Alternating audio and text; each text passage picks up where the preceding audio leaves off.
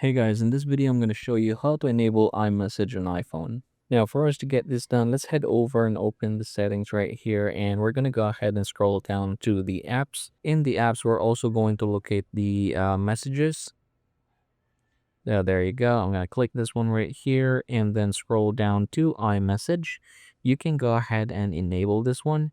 And now you have here send and receive, no address. So you can go ahead and click that one right there. And then what it is going to do is it's usually going to use your email most of the time. So you should see here it automatically detects my email.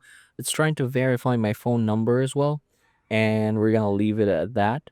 So from here, you can then go ahead and test this out. So head over to the message, click create new message right here, and then you can go ahead and start messaging yourself.